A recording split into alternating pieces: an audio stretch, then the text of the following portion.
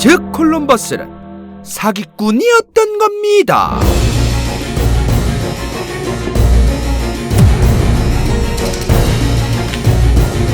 오랜만에 인사드립니다.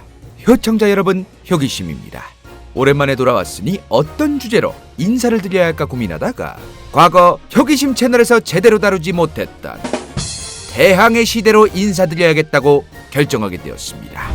우리가 흔히 대항해 시대 하면 수많은 유럽 국가가 전 세계의 식민지를 만들기 위해서 배 타고 오지게 돌아다닌 것을 떠올리곤 하는데, 사실 대항해 시대 하면 콜럼버스 이야기가 빠질 수 없습니다. 게다가 대항해 시대가 열린 진짜 이후에는 저 오스만 터키, 과거 어마무시한 대제국이었던 오스만 제국도 결코 빠질 수 없다는 것. 오늘 오랜만에 다양한 이야기를 들려드리겠습니다. 우리는 대항해 시대 하면 우선 유럽 국가들이 배 타고 다른 대륙으로 기어나간 것을 떠올리게 되는데, 그렇다면 도대체 왜 다른 대륙으로 하필 왜 1400년 1500년대에 나갔는지 이유가 따로 있을 겁니다. 기원후 600년 후반을 시작으로 점차 중동아랍과 아프리카 북쪽, 즉 지중해의 무역은 이슬람 국가들이 다 해먹기 시작합니다.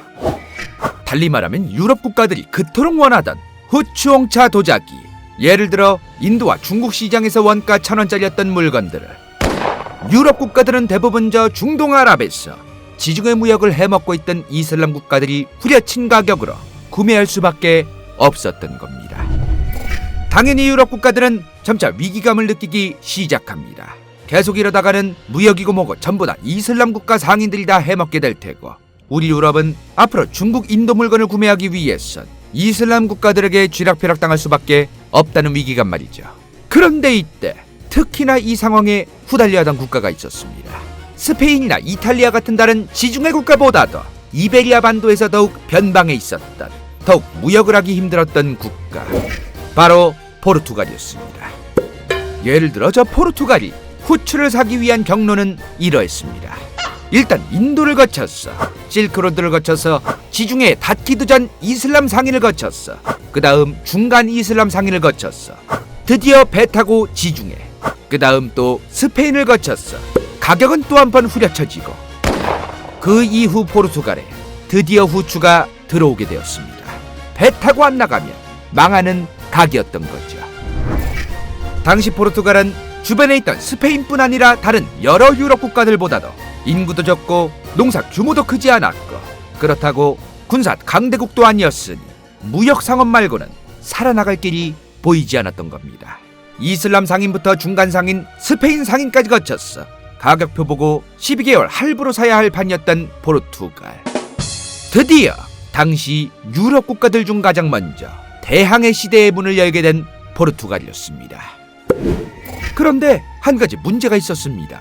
당시 유럽 국가들은 배 타고 기어나가봤자 기껏해야 지중해, 그래봤자 북유럽도 발트해나 영국 주변 해협이 전부였는데, 후추 후려쳐올 수 있는 기나긴 항로를 찾기 위해서 우선 항해사부터 필요했었습니다. 그렇게 튀어나오는 인물, 인도를 출발해서 중간에서 이슬람 상인들이 후려치는 가격이 아니라 배 타고 원가에 가져오기 위해 포르투갈은 바르톨로뮤 디아스라는 항해사를 보내 신대륙 항로를 찾으라고 오더를 내립니다. 바르톨로뮤 디아스는 다들 아시는 아프리카 남단에 있는 현 남아공에 위치하고 있는 희망봉을 찍고 돌아오는데, 저거 갔다 온 것 별것 아닌 것 같겠지만 당시 배 타고 자정도 찍고 돌아온 것 정말 어마무시한 항해였습니다. 당시까지 바르톨로메 디아스만큼 긴 항로를 혼자 다녀온 사람들은 거의 전무했었으니 말이죠. 이것을 계기로 그 어떠한 유럽 국가들보다 포르투갈만 인도를 향해 갈 수 있는 항로의 절반을 알아내게 되었습니다. 이제 포르투갈은 희망봉까지 가는 길은 일단 알게 되었습니다. 이제 절반, 희망봉에서 저 멀리 있는 후추 오지게 많다던 인도까지 가는 항로가 추가적으로 필요했던 시점이었죠.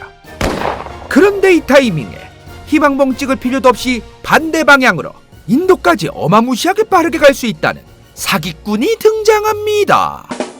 그가 바로 콜럼버스였던 겁니다. 당시 콜럼버스는 정반대로 가면 훨씬 빠르다는 개드립을 시전했었습니다. 정반대로 가면 빠르다는 말이 도대체 무슨 소리일까? 당시 1400년대만 해도, 아니 이미 그 이전부터도 알만한 사람들은 지구가 둥글다고 생각하고 있었습니다. 지금 보이는 저 지도가 무려 기원 후 100년경밖에 안 되었던 시점에 만들어진 알렉산드리아의 천문학자 프톨레마이오스가 만들었던 지도였으니 말이죠. 저 지도만 놓고 보면 유럽에서 왼쪽으로 조금만 가도 바로 인도였습니다. 그러니 굳이 구태여 아프리카 희망봉을 찍고 먼 길을 돌아갈 필요 없이 왼쪽으로 그냥 조금만 가다 보면 인도 나온다던 콜럼버스의 벙커가 일리는 있었던 거죠. 당시 희망봉에서 인도까지 갈 백기를 찾아 나설 항해사고 하던 포르투갈에 저 콜럼버스가 등장했던 겁니다. 그리고 인도 항해를 이제부터라도 자기에게 돈 주고 보내라고 얘기하고 있던 거죠. 응 안가. 콜럼버스가 돈 달라고 하자마자 포르투갈은 쌩을 깝니다. 그리고 포르투갈 입장에서 더욱 믿음직했던 항해사 바스코 다가마에게 항해를 맡기게 됩니다. 그렇게 포르투갈에게 까인 콜럼버스, 당시 무슨 생각을 하고 있었을까? 포르투갈 바로 옆에 있던 스페인에게 곧장 달려가서 돈 달라고 하기 시작합니다.